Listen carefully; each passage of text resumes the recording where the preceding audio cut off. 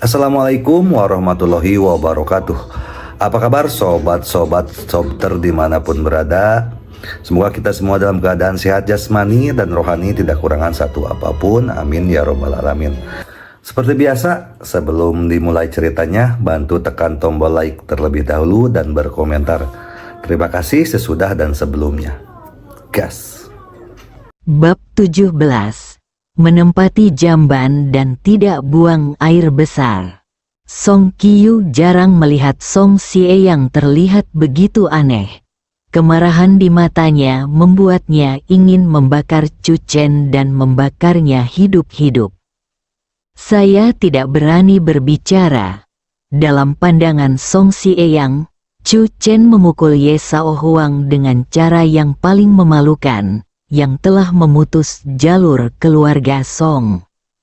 Dia bisa membayangkan bahwa dalam beberapa hari mendatang, keluarga Ye tidak akan melewatkan kesempatan apapun untuk menekan keluarga Song. Keluarga Song akan menghadapi situasi yang lebih sulit dibandingkan 5 tahun lalu. Jabatannya sebagai kepala keluarga pun bisa saja ditiadakan. Menurut aturan keluarga Song, posisi kepala keluarga harus diduduki oleh orang yang cakap. Ayah, Song Qiu berkata dengan hati-hati. Chu Chen berkata bahwa dia dan Tuan Muda Xia membuat janji. Tuan Muda Xia akan datang ke rumah kami untuk menemuinya besok siang. Diam, Song Xie yang melotot dengan marah. Apakah kamu tidak mendengar apa yang Tuan Muda Ye katakan? Perwakilan keluarga Xia akan pergi ke istana kekaisaran besok untuk membahas masalah kerjasama. Akankah Tuan Muda Xia datang ke keluarga Song? Apakah kamu mau? Kamu masih percaya apa yang dikatakan orang bodoh? Song Qiu terkejut dan tidak berani menyebutkannya lebih lanjut. Bagaimanapun, dia tidak begitu percaya bahwa Tuan Xia akan datang ke keluarga Song untuk mencari Chu Chen. Song Xie yang terlalu malas untuk memarahi Song Qiu lagi, berbalik dan berjalan keluar. Tiba-tiba berhenti di depan pintu. Besok pagi, siapkan beberapa hadiah untuk pergi ke Tao King Feng dan lihat apakah kamu dapat mengetahui keberadaan spesifik dari Tao Zhang. Tanyakan dia dengan jelas. Di mana gerbang aneh pertama? Sekte apa yang paling menakjubkan di dunia? Song Qiu penasaran. Singkatnya, ingatlah misimu, dan ketika itu selesai, kamu akan menebus dosa-dosamu. Jangan berpikir bahwa kamu dapat dikecualikan dari hukum keluarga ini. Song Xie yang berhenti sejenak dan berkata, juga, ingatlah untuk melakukannya bawa beberapa pengawal, keselamatan dulu. Insiden jarum perak malam ini selalu membuat Song Xie yang ketakutan. Ada juga perasaan tidak nyaman yang samar-samar di hati saya. Lagu Xie yang menghela nafas. Hampir di saat yang sama, Su Yuexian juga menghela nafas. Melihat putrinya yang duduk di depannya, Su Yuexian merasa tidak berdaya. Ada apa dengan Tuan Ye? Ku bilang, betapapun baiknya dia bukan milikku. Song Yan menggelengkan kepalanya. Terutama malam ini ketika dia bertemu dengan mata Ye Sao Huang yang seperti serigala, menatapnya seolah menatap mangsanya. Perasaan ini membuat Song Yan merasa tidak nyaman. Tidak mungkin dia bisa menerimanya. Anggap saja ini untuk keluarga Song dan pikirkan baik-baik. Su Yuexian berdiri dan memandang Song Yan. Kamu harusnya tahu betul bahwa keluarga Song kita telah menjadi bahan tertawaan Canceng selama perjamuan malam ini. Jika kamu tidak bisa menanganinya dengan baik, dalam 5 hari, kepala keluarga Song tidak lagi menjadi ayahmu. yang harus kamu ketahui lebih banyak adalah bahwa kamu juga anggota keluarga Song, dan terkadang kepentingan lebih diutamakan daripada perasaan pribadi. Setelah mengatakan itu, Su Yuexian berbalik dan berjalan keluar. Dia membuka pintu dan melirik Chu Chen yang berdiri di luar. Seperti kata pepatah, ibu mertua menjadi semakin bahagia ketika dia melihat menantunya. Tapi saat ini, Su Yuexian hanya bosan dan mendengus dingin. Kembalilah dan kemasi barang bawaanmu. Sebaiknya berangkat secepat mungkin besok. Kuil keluarga Song kecil dan tidak dapat menampungnya. Kamu adalah orang yang hebat, sehingga bahkan keluarga Ye tidak takut menyinggung perasaan. Su Yuexian menjaga jarak yang tepat dari Chu Chen, karena takut tertular kesialan Chu Chen saat ini. Mengapa kamu begitu bodoh? Su Yuexian hendak pergi. Tapi dia merasa sangat marah sehingga dia tidak bisa menahan diri untuk tidak memarahi Chu Chen. Melihat Chu Chen tampak tenang dan ekspresinya tidak berubah sama sekali, Su Yuexian merasa seperti baru saja dipukul dengan kapas. Itu saja, saya juga bodoh dan sampai memarahi orang bodoh. Aku tahu dia tidak mengerti, meskipun Chu Chen menunjukkan sisi yang sama sekali berbeda dari biasanya di aula. Kebodohan Chu Chen telah mengakar kuat di hati keluarga Song selama 5 tahun terakhir. Su Yuexian menggelengkan kepalanya dan mengambil beberapa langkah ke depan. Suara Chu Chen datang dari belakang, "Bu, tolong berjalan perlahan." Su Yuexian sangat marah hingga seluruh tubuhnya gemetar dan mengayunkan tangannya. Chu Chen membuka pintu kamar dengan senyum tipis di wajahnya. Villa keluarga Song, tepatnya, totalnya ada hampir 10 villa, dikelilingi bersama. Ini adalah ukuran keluarga Song di masa kejayaannya, dan telah ditaklukkan selama beberapa generasi. Chu Chen dan Song Yan tinggal di salah satu villa 3 lantai, yang merupakan tempat yang dipilih secara pribadi oleh Dao Chang Zhang. Selain itu, Chu Chen dan Song Yan sama-sama tinggal di sebuah suite kecil dengan 2 kamar tidur dan 1 ruang tamu di lantai 2. Cahaya lembut memantulkan wajah Song Yan, dan wajah cantiknya tidak bisa menyembunyikan rasa lelahnya sama sekali. Dia lelah. Dalam 5 tahun terakhir, Song Yan dibebani dengan belenggu yang berat. Demi keluarganya, dia menikah dengan orang bodoh pada usia 18 tahun. Meskipun keluarga Song berusaha sekuat tenaga untuk menyembunyikannya, tidak ada tembok kedap udara di dunia. Song Yan dan suaminya yang bodoh menjadi lelucon setelah makan malam di canceng lingkaran. 5 tahun telah berlalu, keberuntungan Chu Chen telah habis, dan yang menunggu Song Yan adalah pengaturan lain.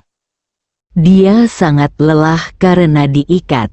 Chu Chen berjalan ke samping, membuka lemari es, dan mengeluarkan kue dari dalamnya seperti trik sulap. Kamu pasti lapar.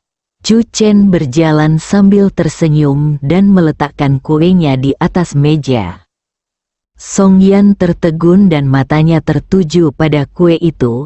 Itu adalah kue lapis yang sangat indah. Chu Chen dengan cepat memasukkan lilin dan menyalakannya dengan cepat. Chu Chen, dari mana kamu mendapatkan kuenya? Song Yan bingung. Karena aku merusak jamuan makanmu malam ini, aku tahu kamu masih lapar. Chu Chen tersenyum. Dalam perjalanan pulang, aku mengirim pesan kepada Nyonya Siang dan memintanya untuk menyiapkan kue. Ucapkan permintaan dengan cepat, tiupkan kuenya, lilin, dan makan kuenya.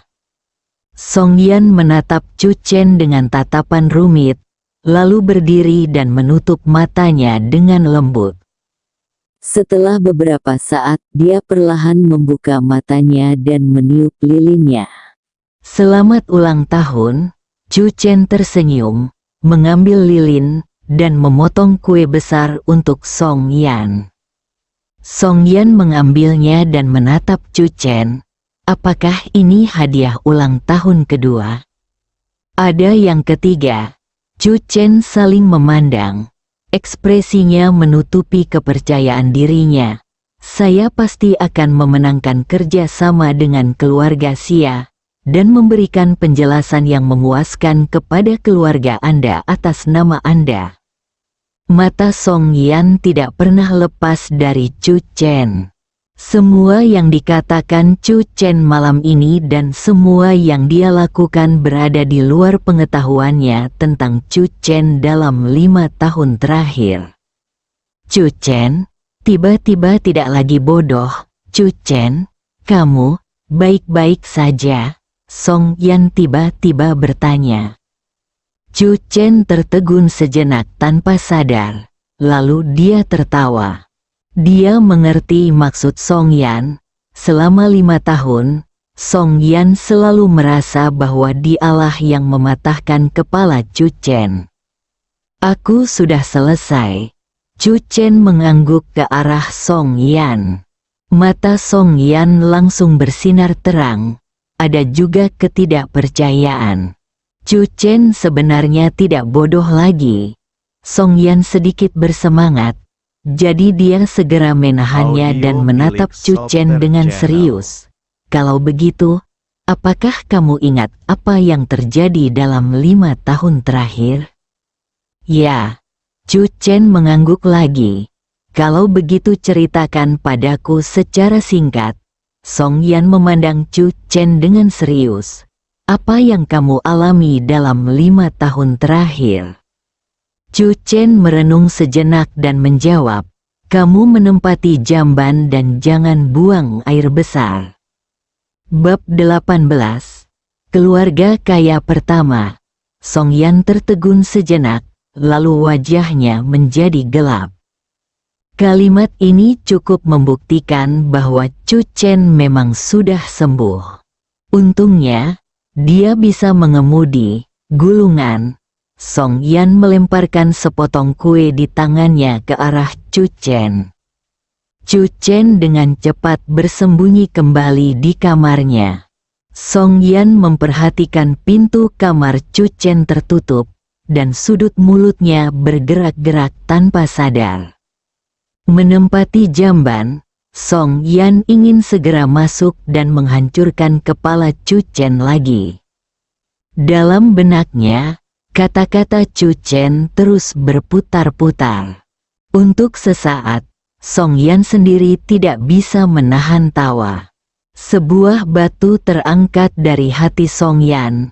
Dalam 5 tahun terakhir, ketika semua orang percaya bahwa Chu Chen terlahir bodoh, hanya Song Yan yang merasa bahwa dia telah mematahkan kepala Chu Chen. Dia selalu merasa bersalah. Tapi sekarang dia merasa jauh lebih ringan.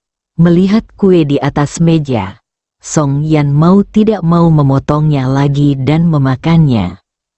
Ini adalah kue ulang tahun terlezat yang pernah disantap Song Yan. Malam berlalu, Chu Chen membuka pintu pagi-pagi sekali, berbaring, melihat sisa kue di atas meja, tanpa sadar tersenyum, lalu berjalan keluar villa. Di antara villa keluarga Song ada taman hutan, dan Chu Chen datang ke danau. Danau ini sepertinya disebut Danau Song. Chu Chen menghela nafas. Unta kurus lebih besar dari kuda. Bahkan jika keluarga Song benar-benar kehilangan pijakan di Canceng suatu hari nanti, sebidang tanah ini cukup untuk menjaga keluarga Song tetap hidup selama sisa hidup mereka. Di sepanjang danau, Chu Chen mendengar suara gong dan genderang. Menengadah, di atas tumpukan bunga plum, singa menari. Chu Chen berjalan mendekat dan mengaguminya dengan penuh minat. Canceng terkenal dengan seni bela diri, dan barongsai canceng terkenal di seluruh negeri. 10 menit kemudian, singa yang bangkit terbang ke langit, melompat tinggi, dan mendarat dengan mulus. Beberapa pengawal dari keluarga Song berjalan mendekat dan mengambil kepala singa itu. Chu Chen sedikit terkejut. Orang yang melakukan barongsai ternyata adalah Song Qiyu, tuan muda dari keluarga Song. Song Qiyu menyeka keringatnya dan berjalan menuju Chu Chen. Penasaran, aku belum pernah melihatmu saat ini. Chu Chen menunjuk ke arah barongsai dan berkata, saya tidak menyangka kamu begitu tertarik dengan barongsai. Aku tertarik, tapi aku biasanya tidak bekerja terlalu keras. Setelah apa yang terjadi tadi malam, Song Qiyu sendiri sepertinya tidak menyadari bahwa sikapnya terhadap Chu Chen telah banyak berubah. Terutama, kata Chu Chen tadi malam inisiatif untuk melangkah keluar dan menerima hukum keluarga untuknya. Song Qiyu menghela nafas. Upacara pembukaan Golden Beach City akan berlangsung 5 hari lagi. Saya harus memanfaatkan kesempatan ini. Jika saya berhasil memetik daun hijau dan membiarkan keluarga Song menunjukkan wajah mereka, mungkin kesulitan saat ini dapat diselesaikan.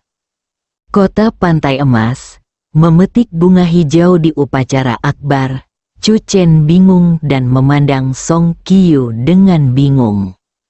Kamu bahkan tidak mengerti. Song Qiyu masih berkata, kota Jintan adalah proyek terpanas di kota Chan sekarang. Keluarga Ye juga memiliki bagian. Tapi ku dengar ini hanya sebagian kecil. Pemilik sebenarnya di balik Jintan kota, itu keluarga Huang. Chu Chen penasaran, apakah keluarga Huang masih lebih kuat dari keluarga Ye? Song Qiyu memutar matanya, biar ku beritahu, keluarga Huang adalah keluarga paling kaya di kota Chan. Apakah kamu mengerti? 5 hari kemudian, pada upacara pembukaan kota Jintan, keluarga Huang mengadakan lomba petik hijau. Setiap keluarga diundang untuk mengirimkan tim kebangkitan singa. Semua orang berharap petik hijau bisa sukses. Itu bukan hanya pertanda baik, tetapi juga pertanda kesuksesan di masa depan. Kesempatan untuk menunjukkan wajahnya kepada lelaki tua keluarga Huang. Song Qiyu menghela nafas, meskipun sulit, saya masih harus mencobanya berlatih, dan saya akan menemui guru Tao King Feng nanti untuk menanyakan tentang keberadaan kimen terbaik di dunia. Sekte paling menakjubkan di dunia, Chu Chen memandang Song Qiyu tanpa diduga. Song Qiyu menggelengkan kepalanya, jangan tanya saya tidak tahu apa itu sekte Qi nomor 1 di dunia. Ayah saya berkata bahwa Tao Zhang menjadi murid sekte Qi nomor 1 di dunia. Jadi dia mencoba yang terbaik untuk menemukan Tao Zhang. Chu Chen melirik Song Qiyu dan tiba-tiba tersenyum. Sebenarnya, tidak perlu mencari Tao Zhang sama sekali. Biar saya hitung saja. Mulai sekarang, setelah keluarga Song lulus ujian ini, itu akan seperti batu, mengendarai angin dan ombak, menjadi kaya dan berkuasa, dan langsung menuju awan biru. Mungkin, kita bisa menggantinya dengan keluarga terkuat di kota Chan. Lagu Qiyu, lama sekali. Sudut mulutnya bergerak sedikit. Mengapa kamu tidak mengatakan apa-apa? kamu lebih baik dalam menghitung daripada Zhang Daochang. Chu Chen tersenyum percaya diri. Saya memang lebih baik dalam menghitung daripada dia. Zhang Daozhang hanya ingin bergabung dengan Jiuk Xuanmen. Tidak ada cara untuk melanjutkan pembicaraan. Untuk pertama kalinya dalam 5 tahun, saya menemukan bahwa saudara ipar idiot ini benar-benar bisa menyombongkan diri. Song Qiyu mengabaikan Chu Chen dan terus berlatih barongsai. Setelah Chu Chen berjalan-jalan sebentar, dia kembali ke villa. Selamat pagi, Nyonya Siang. Chu Chen menyapa pengasuh di dapur di lantai pertama. Pagi, kakak ipar Siang menjawab tanpa sadar. Matanya melebar dalam sekejap, dan dia kembali menatap Chu Chen yang sudah berjalan ke lantai 2. Ibuku, apakah kamu melihat hantu? Selama 5 tahun, dia bertanggung jawab atas kehidupan sehari-hari Chu Chen dan Song Yan. Si idiot ini datang mengunjunginya, tapi dia tidak pernah mengatakan sepatah kata pun padanya. Kakak ipar Siang mengira kue tadi malam adalah pesan dari Song Yan. Chu Chen naik ke atas. Kue di atas meja di aula kecil telah dibersihkan. Song Yan juga berjalan keluar ruangan, mengenakan gaun polos dan wajah sehalus bunga. Sayang, kamu mau pergi kemana? Tanya Chu Chen. Song Yan melirik Chu Chen dan terlalu malas untuk peduli dengan namanya. Dia mengeluarkan kartu bank dan berkata, apa yang saya katakan tadi malam masih berlaku. Anda tidak bisa tinggal di Canceng lagi. Ada sejumlah uang di sini. Aku meminta Xiao Qiu untuk diam-diam mengirimmu keluar. Chu Chen terkekeh dan duduk di sofa. Apakah kamu lupa hadiah ulang tahun ketiga yang ingin kuberikan padamu? Song Yan tidak berdaya. Dengan kekuatan keluarga Song, lebih sulit bekerja sama dengan keluarga Xia daripada mencapai langit. Song Yan ingin Chu Chen melihat fakta dengan jelas sesegera mungkin. Jangan khawatir. Mari kita duduk di rumah dan menunggu Tuan Xia datang dan mencari tahu sendiri. Chu Chen melambai. Datanglah untuk minum teh dan cobalah seni teh saya. Song Yan cemas dan marah. Sudah lama sekali, tapi orang ini tidak peduli sama sekali. Aku yakin Ye Shaohuang sudah berkomplot melawanmu. Song Yan ingin menghancurkan kepala Chu Chen. Jangan berpikir bahwa apa yang terjadi tadi malam benar-benar dapat dianggap seolah-olah tidak terjadi apa-apa. Ketika Song Yan mengucapkan kata-kata terakhir ini, Nyonya Siang kebetulan berjalan ke lantai 2. Ekspresinya tidak bisa membantu tetapi mengungkapkan sedikit keanehan. Dia bahkan melirik ke arah Chu Chen dengan tidak percaya dan melihat cahaya bulan. Ahem, Nona ketiga, sarapan sudah siap. Nyonya Siang kembali sadar dan berbicara dengan cepat. Song Yan berdiri. Setelah sarapan, aku akan pergi mencari kakek dan berharap ada solusi. Ingatlah untuk tidak meninggalkan pintu keluarga Song hari ini. Song Yan meletakkan kartu bank di atas meja. Aku akan mengirimmu kata sandi di ponsel Anda. Song Yan berjalan ke bawah. Mata Chu Chen tertuju pada kartu bank. Setelah beberapa saat, sudut mulutnya sedikit tersenyum. Aku berkata, kamu telah melindungiku selama 5 tahun. Selanjutnya, biarkan aku melindungimu. Chu Chen mengambil kartu bank itu dan memasukkannya ke dalam sakunya. Saya tidak tahu berapa banyak uang yang ada di kartu itu. Bersambung.